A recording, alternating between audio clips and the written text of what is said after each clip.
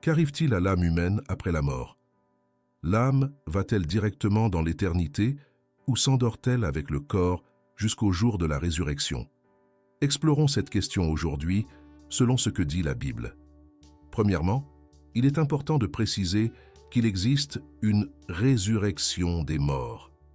La Bible nous enseigne qu'un jour, lorsque l'Église sera enlevée au ciel et que nous serons transformés dans les airs, les corps de ceux qui sont morts en Christ ressusciteront et, avec nous, iront au ciel pour être avec le Seigneur. Paul dit dans 1 Corinthiens chapitre 15 verset 13 « Et s'il n'y a pas de résurrection des morts, Christ n'est pas non plus ressuscité. Par conséquent, les corps des morts ressusciteront un jour. » La question est exactement là. Qu'arrive-t-il à l'âme d'un homme lorsqu'il meurt? Est-ce qu'elle s'endort avec le corps et ne sait rien jusqu'au jour de la résurrection? Ou l'âme est-elle immortelle et va-t-elle directement à l'éternité? Beaucoup de ceux qui défendent la doctrine selon laquelle l'âme s'endort sont déconcertés par les passages qui décrivent la mort comme un sommeil. Par exemple, dans 1 Thessaloniciens chapitre 4 verset 13, Paul dit « Mais nous ne voulons pas que vous ignoriez, frères, au sujet de ceux qui dorment, afin que vous ne soyez pas attristés comme d'autres, qui n'ont pas d'espérance. » Il y a aussi des passages, comme dans Actes chapitre 7, verset 60, où Étienne, après avoir été lapidé, cria d'une voix forte et dit « Seigneur, ne leur reproche pas ce péché. » Et après avoir dit cela, il tomba, endormi. Mais lorsque la Bible parle de la mort comme d'un sommeil, elle fait référence au corps et non à l'âme. Nous sommes des êtres tripartites, esprit, âme et corps, comme l'enseigne la Bible. Elle appelle la mort du chrétien un sommeil parce que nous avons l'espoir que notre corps ressuscitera un jour. Notre corps meurt et devient poussière, mais l'âme est immortelle et transcende la mort du corps. Quand la Bible dit dans Ézéchiel chapitre 18, verset 4, « Voici, toutes les âmes sont à moi. Comme l'âme du Père, telle est l'âme du Fils. L'âme qui pêche mourra. » Il faut lire le contexte. Comprendre que Dieu utilise le mot « âme » pour désigner la vie d'une personne et n'établit pas une doctrine selon laquelle l'âme cesse lorsque le corps meurt. Jésus a raconté l'histoire ou la parabole de l'homme riche et de Lazare, démontrant que, même si le corps s'endort, l'âme ne meurt pas, mais passe à l'éternité. Certains diront peut-être que l'homme riche et Lazare ne constituent pas une histoire réelle, mais une parabole ou une illustration de Jésus. Je crois que c'était une histoire vraie. Mais même s'il s'agissait d'une parabole, Jésus utilisait toujours des exemples de choses réelles, connues des gens pour enseigner. Ces exemples étaient toujours basés sur des illustrations réelles. Si Jésus utilisait comme illustration quelque chose que les gens ne connaissaient pas ou qui n'était pas réel, alors quel serait l'intérêt d'utiliser une parabole pour enseigner? Jésus n'aurait pas pu inventer qu'il y avait autrefois un saint d'Abraham ou que les âmes allaient vers l'éternité après leur mort. Jésus s'adressa également à l'un des 5 frères que le riche avait sur terre, alors que l'âme de ce malheureux était en enfer. Il utilise une histoire ou un exemple de ce qui se passe réellement lorsque quelqu'un meurt pour enseigner. Notez que dans cette parabole ou histoire, Jésus dit qu'ils sont tous deux morts et ont été enterrés, mais que leurs âmes ne sont pas mortes ou ont été anéanties, mais sont allées pour l'éternité. Le pécheur est allé dans un lieu de tourment, où il y avait un feu constant, et le juste Lazare est allé dans une partie du Seigneur appelée paradis. Notez également qu'à la mort de Lazare, des anges sont venus prendre son âme dans le sein d'Abraham.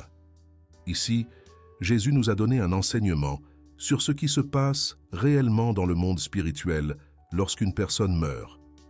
Le corps va à la poussière, bien sûr, mais l'âme va vers l'une des 2 destinations éternelles. L'apôtre Paul a clairement compris que lorsqu'un chrétien meurt, son âme passe dans la présence du Seigneur. C'est pour ça qu'il a parlé de gain de mort. Dans Philippiens chapitre 1, verset 21, Paul dit « Car Christ est pour moi la vie, et mourir est un gain. » Il savait que si notre demeure terrestre, ce tabernacle, venait à s'effondrer, nous aurions de Dieu un édifice, une maison non faite de main d'homme, éternelle dans les cieux. D'Amphile. Avec Christ parce que c'est encore mieux. Paul dit également, dans 2 Corinthiens chapitre 5, verset 8, « Mais nous avons confiance et désirons plutôt quitter ce corps pour habiter avec le Seigneur. » Mes frères, Paul était convaincu que s'il mourait, son âme serait instantanément au paradis céleste avec le Christ. Mais non seulement Paul connaissait cette vérité absolue, mais Pierre, dans sa 2e lettre, a clairement indiqué que Dieu lui avait révélé qu'il mourrait bientôt et qu'il quitterait son corps pour être en sa présence. Il a décrit la mort comme « quitter ce corps », car, comme nous le savons déjà, l'âme ira au ciel. L'histoire du voleur repentant sur la croix est un autre exemple parmi tant d'autres qui existent. Jésus lui dit dans Luc chapitre 23, verset 43, « En vérité, je te le dis, aujourd'hui, tu seras avec moi au paradis. » Ce « aujourd'hui » évoqué n'était pas une métaphore, ni une manière de le dire. Jésus lui dit clairement que ce jour-là, il serait avec lui au paradis. Toujours dans le psaume 16, verset 10, faisant référence à Jésus, le psalmiste dit « Car tu ne laisseras pas mon âme dans le shéol, et tu ne permettras pas que ton sein voie la corruption. » Ce verset prophétique prouve que Dieu ne permettrait pas que l'âme de Jésus reste dans le skéol, ni que son corps se décompose, car il a été prophétisé qu'il ressusciterait le 3e jour. Dans Hébreux chapitre 11, on parle beaucoup des héros de la foi, se souvenant de leurs exploits au nom du Seigneur.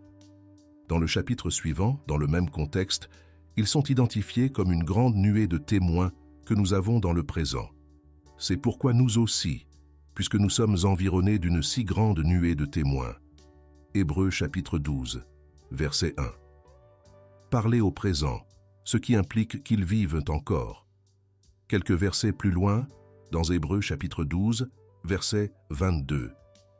Il est dit que nous approchons du mont Sion, la ville du Dieu vivant, la Jérusalem céleste, le rassemblement festif de milliers d'anges, l'assemblée des premiers-nés dont les noms sont écrits dans le ciel, le Dieu, le juge de tous, aux esprits des justes rendus parfaits. Ainsi, il est extrêmement évident qu'aujourd'hui au ciel se trouvent les âmes de nos frères qui sont déjà morts physiquement. Enfin, je souhaite répondre à l'une des plus grandes questions que certains se posent sur tout ce sujet. Ils demandent, s'il y a une résurrection des morts, comment les âmes peuvent-elles être au ciel si elles doivent ressusciter? Sont-ils au ciel ou sont-ils enterrés sous terre? Ils demandent. La réponse se trouve dans le même passage des Thessaloniciens qui parle de la résurrection des morts. Dans 1 Thessaloniciens chapitre 4, verset 16, il est dit que lorsque Christ reviendra sur les nuées, il amènera avec lui les morts en Christ, car le Seigneur lui-même descendra du ciel à un cri, à la voix de l'archange, et avec la trompette de Dieu. Et ceux qui sont morts en Christ ressusciteront les premiers. Ce verset renverse les théories du sommeil de l'âme ou de l'auto-anéantissement de l'âme. Ici, il est enseigné que Jésus viendra du ciel jusqu'aux nuages avec les âmes de ceux qui sont morts en tant que chrétiens, et que ces âmes viendront réclamer leur corps et ressusciteront incorruptibles.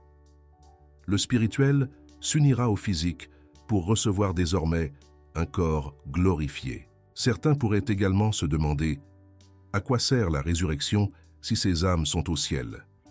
La réponse est que Dieu a promis la rédemption non seulement pour nos âmes, mais aussi pour nos corps. C'est pourquoi le Christ est ressuscité, afin que nos corps aussi puissent un jour être revêtus de gloire. Chers frères, il existe un vaste arsenal de preuves bibliques concernant les doctrines selon lesquelles l'âme se dirige vers sa destinée éternelle lorsqu'une personne meurt. Lorsqu'une personne méchante meurt, son âme va directement en enfer, où elle est tourmentée jusqu'après le millénium, lorsque son corps sera ressuscité pour être jugé par Dieu. Il leur sera montré avec des preuves pourquoi ils sont condamnés. Puis, ils seront jetés dans l'étang de feu avec Satan et ses démons. En revanche, lorsqu'un chrétien meurt, son âme ne reste pas dans le tombeau, mais va directement dans la présence du Seigneur. Il connaît ceux qui lui appartiennent et qui sont écrits dans le livre de vie. Un jour, ces âmes de chrétiens qui sont actuellement au ciel viendront avec Christ dans les nuages et emporteront leur corps ressuscité et transformé dans les airs avec nous, les chrétiens qui sont vivants ce jour-là. Si, en réfléchissant à ces paroles, vous ressentez l'appel à commencer ou à raviver votre relation avec le Christ, je vous invite à exprimer ce désir. Laisse un commentaire ci-dessous avec l'affirmation « Je t'accepte, Seigneur Jésus, comme mon seul et suffisant Seigneur et Sauveur de ma vie. » Cette simple déclaration marque le début d'un merveilleux voyage vers la plénitude spirituelle et la communion intime avec Dieu. N'oubliez pas d'aimer cette vidéo et de vous abonner à la chaîne pour plus de contenu qui renforce et équipe les croyants pour la victoire en Christ. Que Dieu te bénisse. Au suivant.